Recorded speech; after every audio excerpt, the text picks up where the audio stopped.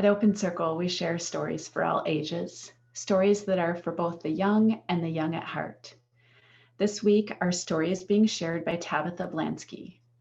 Tabitha is a filmmaker, photographer, and business owner who loves to explore deep questions, most recently about God and motherhood. She and her husband have 4 fabulous children, all under the age of 8, and they have been members of Open Circle from the beginning. Tabitha, we're so glad to have you with us this morning. Welcome. Thank you. Today we're going to read The Better Tree Fort by Jessica Scott Caron, pictures by Chin Lang.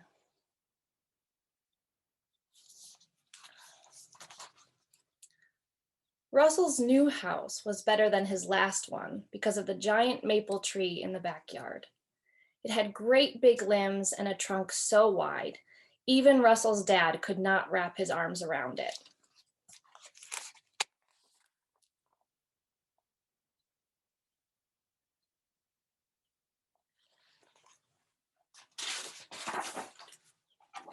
Russell said to his dad, "Let's build a tree fort." Russell's dad said, "I don't know much about building." He looked up, up, or tree forts, he added.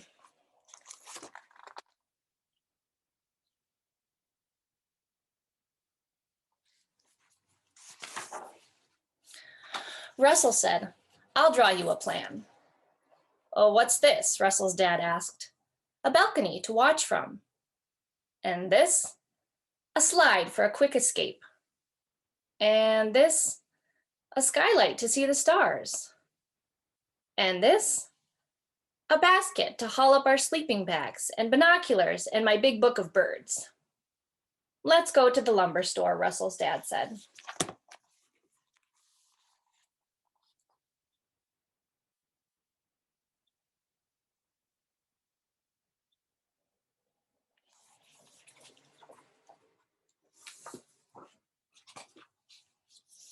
They roamed up and down the aisles.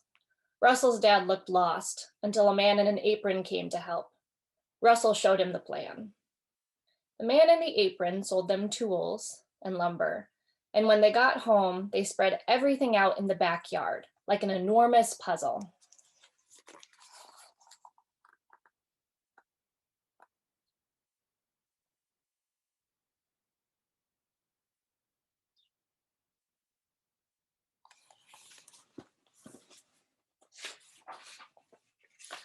Russell nailed his plan to the fence near the maple tree. Russell's dad took a long time to get started. He measured things over and over again, and there were 4 more trips to the lumber store. But slowly, the tree fort started to take shape. First the floor, then the walls with the cutout windows. The roof was particularly tricky.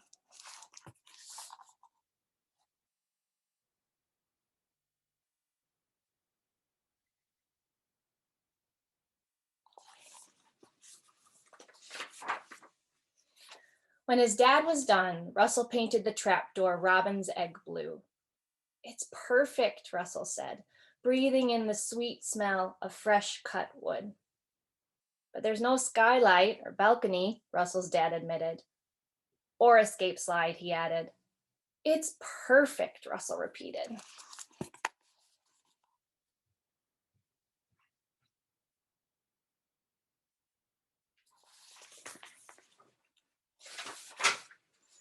They ate peanut butter and jam sandwiches for dinner in the tree fort and slept up top in their sleeping bags as the night sky filled with glittering stars. They even thought they might have heard an owl.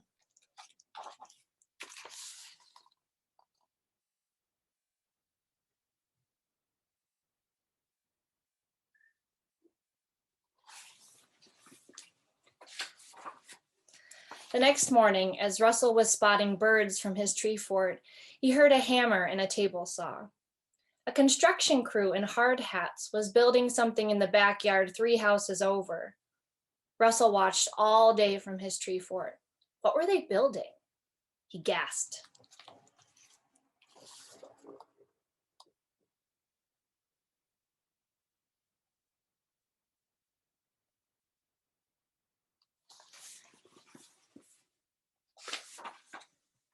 They were building a tree fort. Only this tree fort was bigger and straighter. It had a slide for quick escapes and turrets like a castle. It even had real working lights. The construction crew tested them. On, off, on, off, on, off.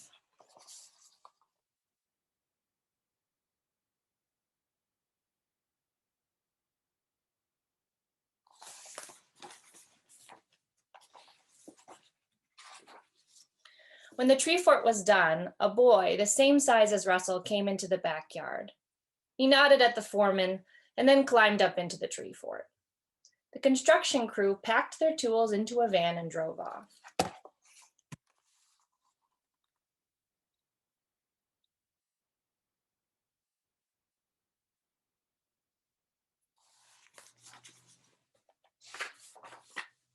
Russell scrambled down his rope ladder and over to the backyard 3 houses away. He stood at the bottom of the better tree fort. It was so large it blocked the sun. "Hello," Russell called. The boy, Russell's size, stepped onto the balcony and peered down at him. Russell said, "I'm Russell." He pointed over his shoulder. "Well, that's my tree fort." "I'm Warren," the boy said. "Come on up."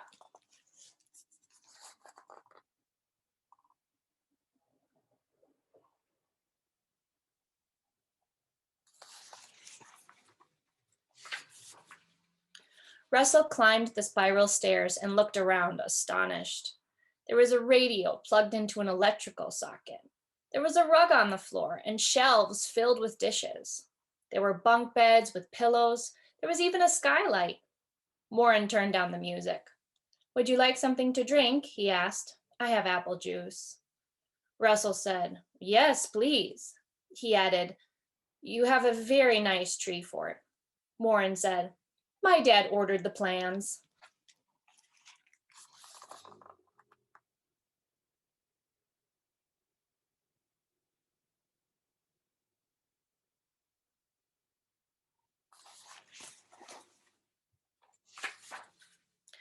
Russell finished his juice.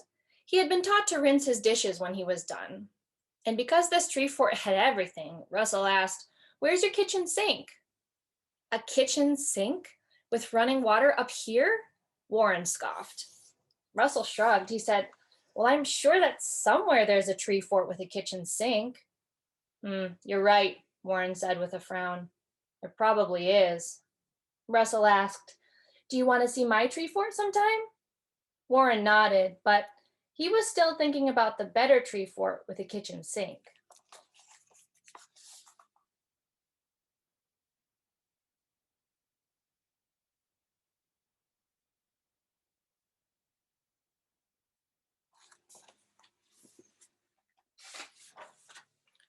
When Russell got home, his dad was cutting the lawn. He waved as Russell climbed his rope ladder. When Russell reached the top, he waved back from his trapdoor. He watched his dad mow. When his dad was done gardening, he joined Russell up top. They looked out the window at the tree fort 3 houses over.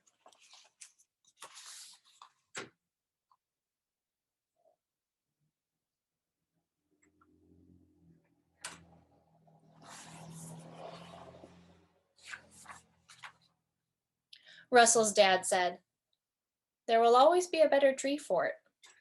Russell smiled, and then he said, "But not a better dad."